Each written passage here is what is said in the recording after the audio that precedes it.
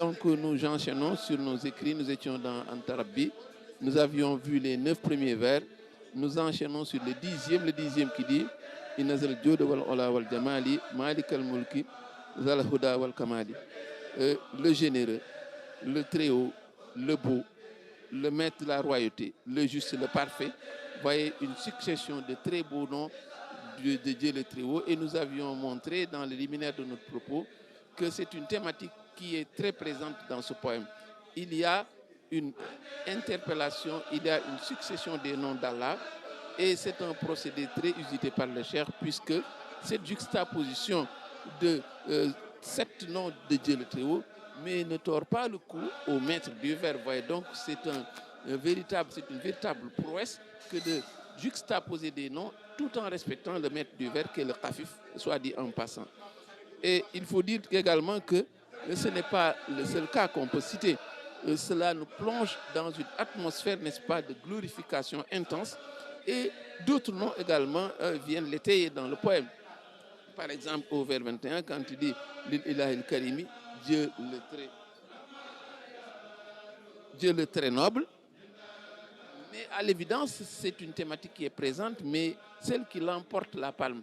La thématique qui est la plus représentée, mais c'est la reconnaissance à Allah, qui est associée aux bienfaits incommensurables qui lui émanent de ce Seigneur, au point qu'il est dans les dispositions, et il se trouve que c'est une dette de louange, c'est une dette de reconnaissance, n'est-ce pas, qu'il a envers Allah et son prophète.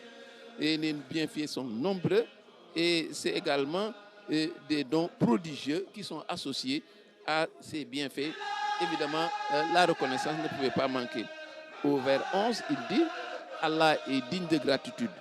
Il est lui-même reconnaissant par considération pour le prophète. Avant de marteler, je désire ardemment le remercier. Au vers 21, Lil Ilahil Karim Hamdi wa Shukri, ma louange et ma reconnaissance appartiennent à Allah, lui qui est le noble. Au vers 15, mes louanges sont toujours adressées au Seigneur qui m'envoie des faveurs en liaison avec l'envoyé digne de confiance. Vous voyez donc que c'est un poète, c'est un esclave de Dieu, mais qui trouve qu'il a une dette de reconnaissance envers Allah au regard des nombreux bienfaits qui lui échoient. Le vers 25 également vient le conforter quand il dit Madhu Rabbi wa Nabu Khair Musalli.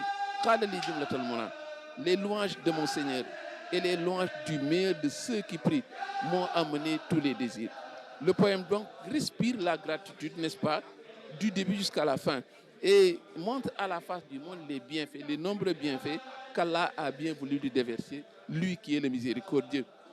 Mais ce n'est pas cette facette, ce n'est pas la seule facette d'Allah qui nous est présentée, puisque Allah est détenteur du daf, mais également du djalb. Il peut s'attirer tous les bienfaits, il peut les attirer, mais également il est un bouclier, n'est-ce pas, un radical quand il s'agit, n'est-ce pas, de rejeter le danger.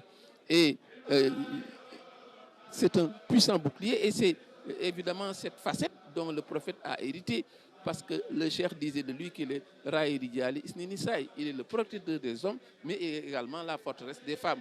Et cela, il le doit à Allah le Très-Haut. Et quand le cheikh dit Azabad-Durra Maliki Anjanabi, mon Seigneur a repoussé le mal loin des miens, loin également de moi, et de ce qui m'inquiétait a disparu. Ou encore, il a préservé tout mon être du mal durant mon exil.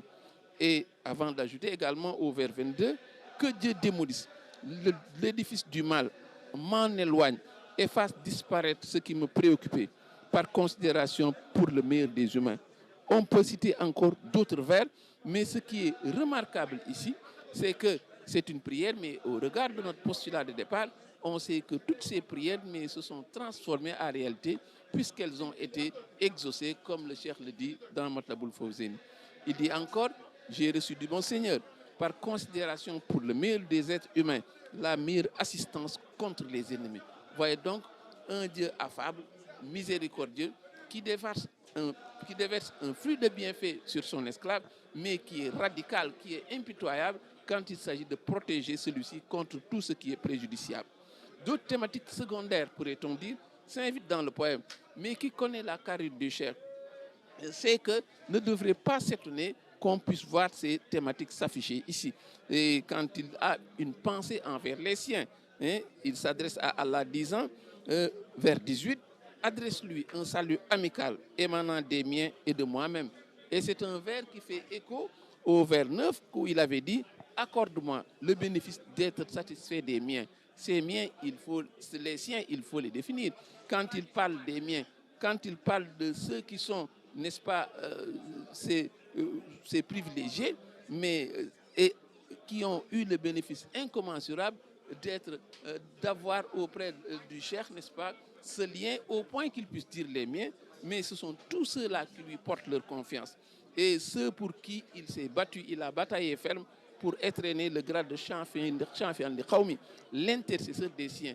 C'est donc la longue liste de tous ceux qui lui portent leur confiance au nom d'Allah et qui sera leur intercesseur le jour du jugement. Et de façon sporadique, le dernier thème qui vient s'inviter dans le poème, mais c'est également la thématique de l'exil. La thématique de l'exil, qui connaît la géographie du Cheikh, c'est que c'est une thématique qui ne pouvait pas manquer dans ce poème. Et nous avons déjà cité que pour illustrer ce versant de bouclier du souverain suprême, il est intéressant également de revenir sur cette thématique très représentative de l'itinéraire du Cheikh. Quand il dit « Wakafa kulli al-aza firtirabi », il a préservé tout mon être du mal durant mon exil. Cet exil qui a été le prix fort qu'il a payé pour pouvoir posséder tous les titres glorieux achetés auprès de son Seigneur et qui nous vaut aujourd'hui qu'il puisse dire les siens et qu'il nous mette dans ce lot. Et puisse Dieu, n'est-ce pas, le rétribuer surabondamment. Nous allons voulu traverser directement les 18 vers qui restent parce qu'on ne sait pas si le croissant lunaire apparaît et s'il apparaît, peut-être n'aurons pas l'occasion de terminer. C'est pourquoi, au pas de course, nous avons essayé d'aborder les 18 vers qui restent. Mais si d'aventure le croissant n'apparaissait pas, il y aura une dernière relation, toujours sur Antarabi ou sur un autre poème. Wassalamu alaikum wa rahmatullahi ta'ala wa barakatuh.